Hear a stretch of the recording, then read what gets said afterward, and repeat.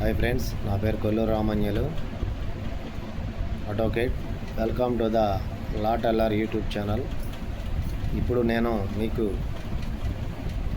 Especially SC ఎస్టీలకి SC ST atrocity act ఎలా పెట్టాలి, ఎస్సీ ఎస్టీ అట్రాసిటీ యాక్ట్ పెట్టేటప్పుడు ఏం కావాలి అనేది చెప్తున్నాను. ఎస్సీ ఎస్టీ అట్రాసిటీ యాక్ట్ అనేది ఓన్లీ ఎస్సీ షెడ్యూల్ క్యాస్ట్ చెందినవారు, అలాగే షెడ్యూల్ ట్రైబ్స్ చెందినవారు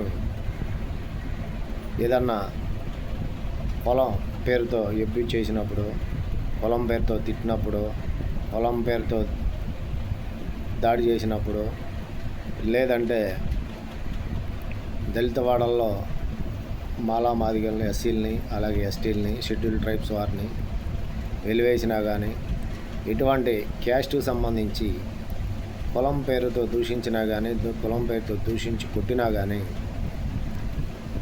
షెడ్యూల్ క్యాస్ట్ అట్రాసిటీ యాక్ట్ అనేది అప్పీల్ అవుద్ది. ఎస్సీ ఎస్టీ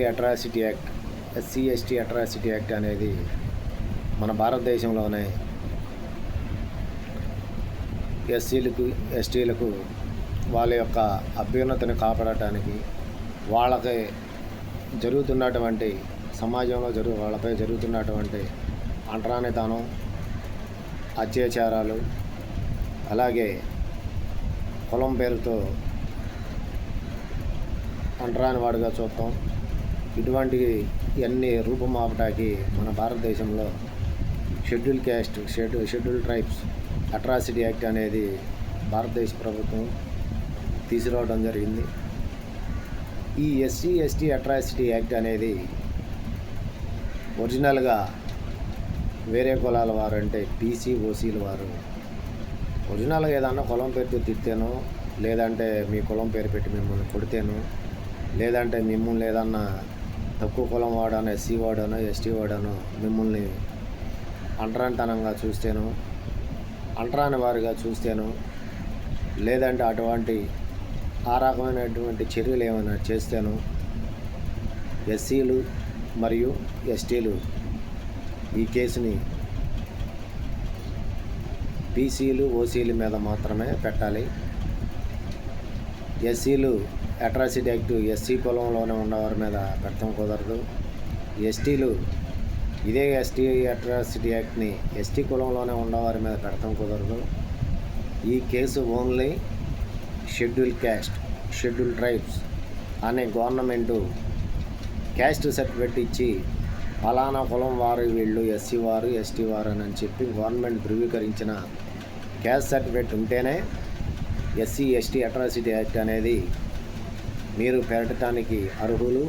రెండవది, మిమ్మల్ని బాగా ఇబ్బంది పెట్టి కులం పేరుతో దూషించి మీ కులం సమ్ ఎస్సీలో ఉన్నటువంటి కులాలు, సమ్ ఎస్టీలో ఉన్నటువంటి కులాలు పేర్లతో తిట్టి కొట్టడము, లేదంటే సామాజిక బహిష్కరణ చేయటము, లేదంటే వెలివేయటము లాంటివి జరిగినప్పుడు మాత్రమే మీరు ఈ schedule caste SC ST atrocity case పెట్టాలి. రెండవది, మీపై గుంపులుగా గ్రూపులుగా వేరే కులాల వారు, ఓసీకి చెందిన, బీసీలకు చెందిన కులాల వారు మీపై దాడి చేస్తేను మీరు ఎస్సీ ఎస్టీ అట్రాసిటీ యాక్ట్ పెట్టాలి. రెండోది, ఈ కేసు అనేది జిల్లా కోర్టుకు సంబంధించిన కేసు, సెషన్స్ కేసు అంటారు దీన్ని. ఈ కేసు పోలీస్ స్టేషన్లో ఫస్ట్ కంప్లైంట్ ఇచ్చేటప్పుడు కంపల్సరిగా ఐ విట్నెస్, అంటే కళ్ళతో చూసినటువంటి సాక్షులు కంపల్సరిగా ఉండాలి. కంపల్సరిగా గుర్తుపెట్టుకోండి, SC ST atrocity act police స్టేషన్లో కంప్లైంట్ ఇవ్వాలంటే ఒరిజినల్గా మిమ్మల్ని క్యాస్ట్ అబ్యూజింగ్, క్యాస్ట్ బీటింగు, పొలం అంటరాని అన్టచబిలిటీ తనంగా మిమ్మల్ని చూస్తున్నప్పుడు మీరు ఆ టైంలో అక్కడ జరిగినప్పుడు ఉన్నటువంటి సాక్షుల్ని, మీకు సంబంధించిన వారిని, సాక్షులుగా చూసిన వారిని కంపల్సరిగా కంప్లైంట్లో సాక్షులు కూడా ఉంటేనే కేసు పెట్టాలి. సాక్ష్యాధారాలు లేకుండా కేసు నిలవదు. అంచేత ఫ్రెండ్స్, నేను చెప్పేది ఏంటంటే ఎస్సీ ఎస్టీ అట్రాసిటీ యాక్ట్ ఏ కేసు పెట్టినా కానీ కంపల్సరీగా సాక్షులు ఉండాలి, చూసిన వారు ఉండాలి. అది మీ కుటుంబంలో వారు పనికిరారు, మరి వేరే కుటుంబాల వారు, నీళ్ళ పక్క వారు ఎవరైనా సరే పనికి వస్తారు. కావున పోలీస్ స్టేషన్లో కంప్లైంట్ ఇచ్చేటప్పుడు యాజ్ ఏ అడ్వకేట్గా నా సలహా మీకు దగ్గరలో ఉన్నటువంటి వకీల్ దగ్గరికి వెళ్ళి, లాయర్ గారి దగ్గరికి వెళ్ళి ఆయన దగ్గర చక్కగా కంప్లైంట్ రాయించుకుని పోలీస్ స్టేషన్లో వెళ్ళి కంప్లైంట్ పెట్టండి. మీరు పోలీస్ స్టేషన్లో కంప్లైంట్ పెట్టిన వెంటనే మీ కేసుని ఎస్ఐ గారు వెంటనే రిజిస్టర్ చేసి మీకు వెంటనే ఎఫ్ఐఆర్ ఇచ్చేస్తారని అనుకోమాక. ఈ కేసు అనేది మీరు పోలీస్ స్టేషన్లో ఇచ్చిన తర్వాత కన్సర్న్ ఎస్ఐ గారు ఆయన పైన ఆఫీసరు సిఐ గారికి, డిఎస్పీ గారికి ఇంటిమేట్ చేస్తారు, చెప్తారన్నమాట. ఈ కేసులో ఎస్సీ ఎస్టీ అట్రాసిటీ యాక్ట్ కేసులో డిఎస్పీ గారు వచ్చి ఎంక్వైరీ చేసుకుని నిజంగా క్యాస్ట్ అబ్యూజింగ్ జరిగింది, నిజంగా క్యాస్ట్ డిస్క్రిమినేషన్ ఎక్కడ ఉందని ఆయన భావించినప్పుడు ఆ కేసుని, అట్రాసిటీ యాక్ట్ కేసుని ఆయన కేసు కట్టమన్నాకే ఎస్ఐ గారు కేసు కడతారు. ఎస్సీ ఎస్టీ అట్రాసిటీ యాక్ట్లో ఎస్ఐ గారు డిఎస్పీ గారికి చెప్పకుండా, డిఎస్పీ గారు ఎంక్వైరీ చేయకుండా ఈయన ఎస్ఐ గారు ఎఫ్ఐఆర్ అనేది కట్టకూడదు. ఆయన పరిధిలో ఉన్న కేసు కాదు అది.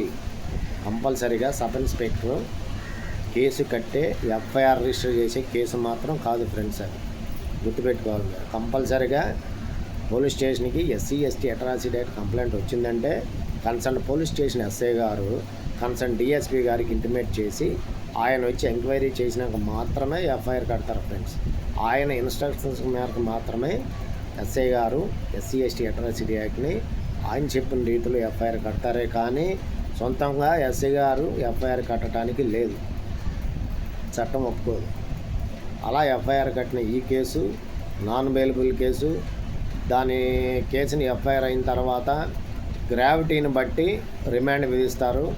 లేకపోతే గ్రావిటీ తక్కువగా ఉంటే మాత్రం కంపల్సరీగా దాంట్లో కూడా స్టేషన్ బెయిల్ అవ్వచ్చు అనేది ఈ మధ్యన సుప్రీంకోర్టు కొంచెం గైడ్లైన్స్ ఇచ్చింది, అదొకటి గమనించాలి ఫ్రెండ్స్.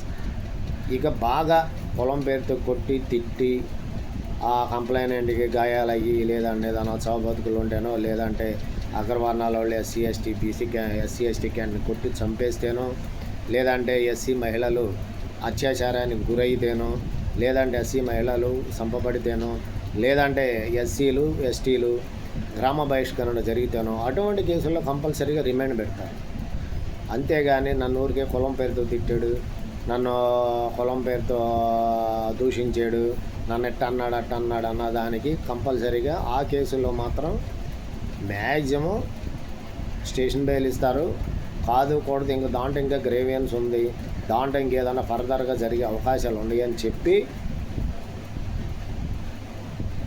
డిఎస్పీ గారు అనుకుంటే కేసు యొక్క గ్రావిటీని బట్టి మాత్రమే రిమాండ్ పెడతారు, అది గుర్తుపెట్టుకోవాలి. So friends, SC ST atrocity case పెట్టేటప్పుడు అన్నీ ఆలోచించుకుని ఊరికే తప్పుడు కేసులు పెట్టకుండా ఇతరుల ఊరికి మనకి ఏదో చట్టం ఉందని చెప్పి మన చట్టాన్ని దుర్వినియోగం చేయకుండా కరెక్ట్ పద్ధతిలో కరెక్ట్గా మీకు అన్యాయం జరిగినప్పుడే వాడుకోవాలి. మీకు అన్యాయం జరిగింది అనుకున్నప్పుడే మీరు పోలీస్ స్టేషన్లో కంప్లైంట్ ఇవ్వండి. కంప్లైంట్ ఇచ్చేటప్పుడు మాత్రం కంపల్సరీగా మీరు గుర్తుపెట్టుకోవాల్సింది, కంపల్సరీగా మీ ఫ్యామిలీ వాళ్ళు కాకుండా వేరే వాళ్ళు కంపల్సరీగా సాక్షులు అనేది ఉండాలి ఫ్రెండ్స్. సాక్షులు అంటే ఐ విట్నెస్ ఉన్నప్పుడు మాత్రమే కేసు పెట్టాలి.